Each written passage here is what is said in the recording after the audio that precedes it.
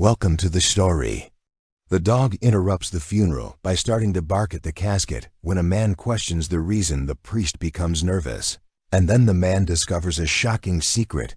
The dog sat at the edge of the graveyard, its posture tense as it stared at the small group gathered for the funeral. Its coat, once shiny and healthy, now seemed matted with grief, as if it too had been affected by the loss of its beloved owner.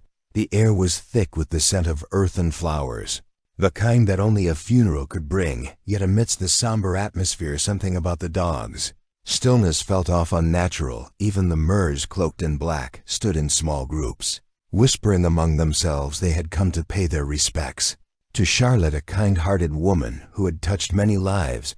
The priest, Father Martin, stood at the head of the grave, offering words of comfort, his voice smooth, but carrying a heavy sorrow. The dog, however, did not seem to share in the communal sadness. Instead, it was alert, its ears pricked and eyes unblinking as it gazed toward the open grave.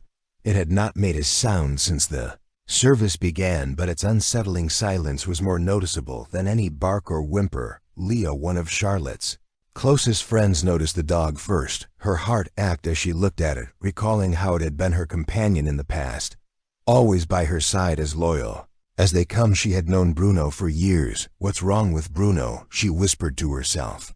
But the words felt hollow as they left her lips. Is something wrong? Her voice broke the quiet murmur of the gathering, and several heads turned. Father Martin, who had been leading the service, turned his attention to the dog. "Oh, Bruno," he said softly, crossing himself, "it's just grief and mourn, just as we do. Give him time." But Leah wasn't convinced. There was something more to it, something in the way Bruno's eyes never left the grave, the way his stance was unwavering. She had seen dogs mourn before, but this felt different. It was as if the dog knew something the rest of them didn't. The breeze picked up slightly, causing the leaves on the nearby trees to rustle. Bruno's fur rippled in the wind, but his eyes remained fixed. He stood up.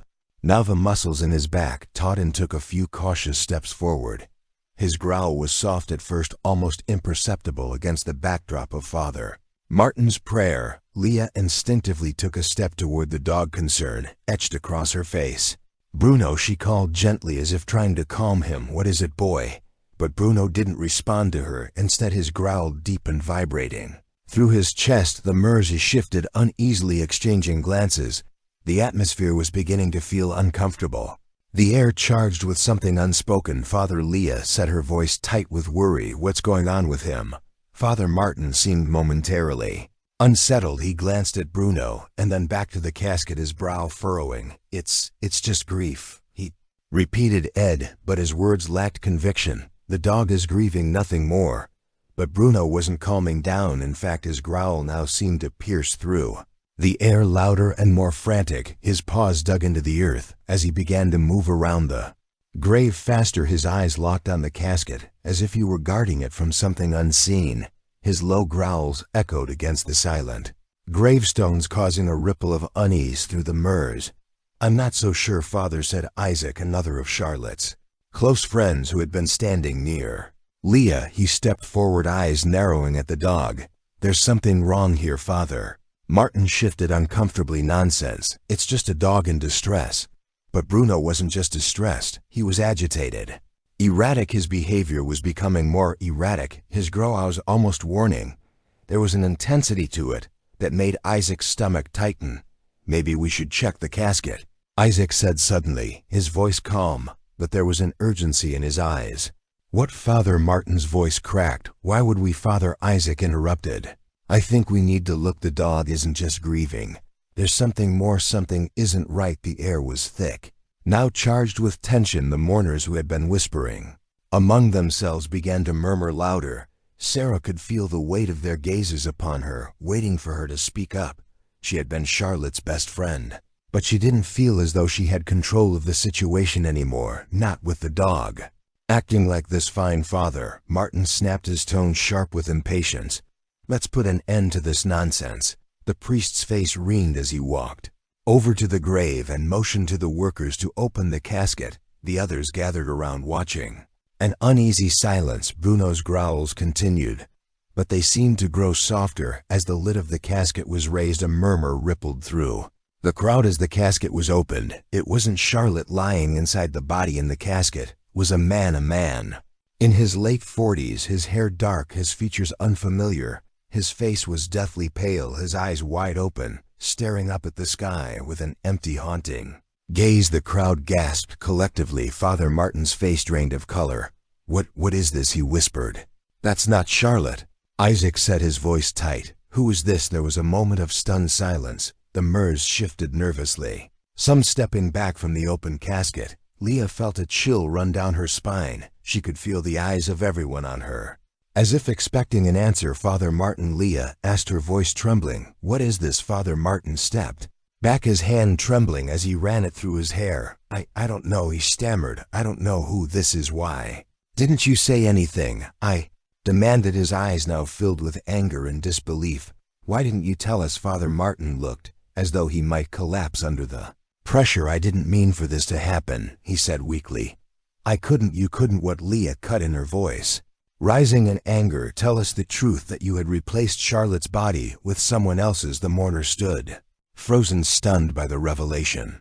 Bruno, still at Leah's side, seemed calmer. Now the dog's posture had shifted. He no longer growled, but stood quietly watching Father Martin intently. There was something in the dog's eyes, a warning perhaps, but no one could quite decipher it. Father Martin shook his head, his face drawn and pale. "It wasn't supposed to go this way," he whispered. "Charlotte was supposed to be buried properly, but there were complications. The body that was supposed to arrive never did. I had to do something." The crowd was silent, stunned.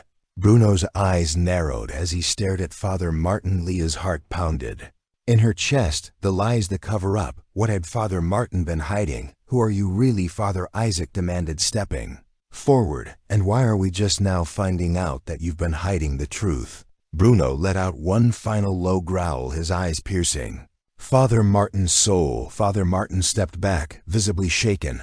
"I didn't have a choice," he murmured, his voice quivering. "The family, Charlotte's family, they insisted on a quick funeral when the body was lost. I thought no one would notice. I was trying to spare everyone the pain of waiting." He swallowed hard, his eyes darting around.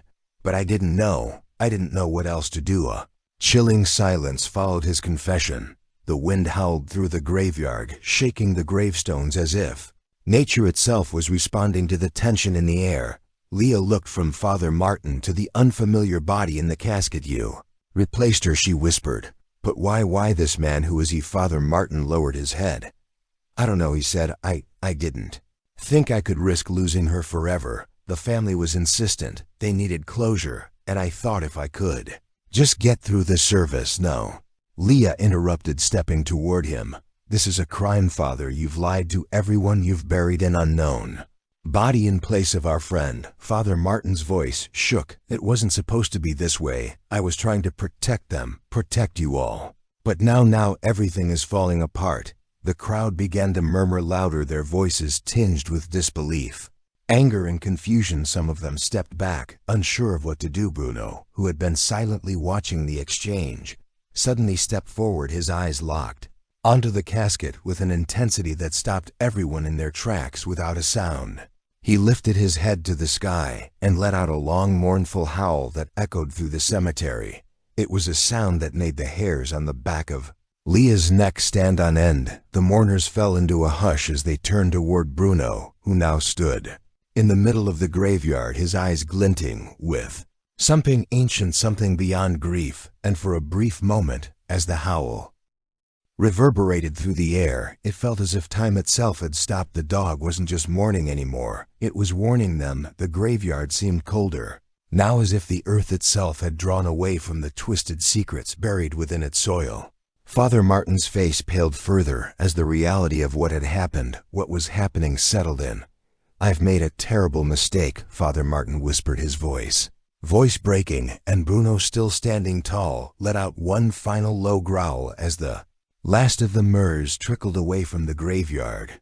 The weight of the evening hung heavy in the air. The grave, which had been the focus of so many whispered conversations, was now just another marker in a forgotten plot. Yet the truth, unveiled, painful and undeniable, lingered like an unshakable shadow. Its empty location stretched far beyond that quiet Cemetery Father Martin, who had once stood at the pulpit with unwavering certainty, now seemed like a hollow figure. The guilt and remorse that clouded his features were as visible as the fading light of the dying day. His attempt to shield the community from the truth had only sown confusion and distrust in the end. The very people he tried to protect had become the ones to suffer the most. His story had come to an end, but the echoes of his choices would haunt the lives of those who had been left behind. But it was Bruno the dog who remained the story's unsung hero, in his loyalty to Charlotte, in his silent watch over the grave. He had become a force beyond the simple instinct of an animal. His warnings were a powerful reminder of the things people too often ignored or suppressed. The dark corners where secrets fester, and the dangerous consequences of refusing to face what lies beneath. Bruno had offered more than protection. He had offered a glimpse of truth, unspoken but undeniable for Leah and Isaac. The road ahead was uncertain. The questions they had asked about Father Martin, about Charlotte's life, and the buried history of their town were far from over. They knew now that some things couldn't remain hidden, no matter how tightly the lid was sealed. They had seen the cost of unacknowledged truths and the cost of silence in a world full of complexities, where intent and action often collide in unexpected ways. They had learned that justice was not always immediate, nor was it always simple, but it was always necessary. As they left the graveyard behind, the night sky stretched wide above them, full of stars and endless possibilities. The echoes of Bruno's bark faded into the night, but the lessons of that day would resonate long after the story of Charlotte, Father Martin, and the haunting presence of the dog had come to a close. But for those who had witnessed the unraveling of it all, the journey toward understanding had only just begun. And so as life went on, as the world turned, the truth would continue to make its way into the light, one step at a time, one revelation at a time. And with each step it would leave its mark on the hearts of those who dared to face it. Thank you for watching. We hope the story of Father Martin, Charlotte, and Bruno has touched your heart and reminded of the power of empathy and connection. It's stories like these that can inspire us to bring more love and understanding into the world. If you enjoyed this video, please hit the like button, share it with others, and let us know your thoughts in the comments below. Don't forget to subscribe and turn on notifications so you're always the first to hear about our latest content. Until next time, take care, spread kindness, and we'll see you in the next video.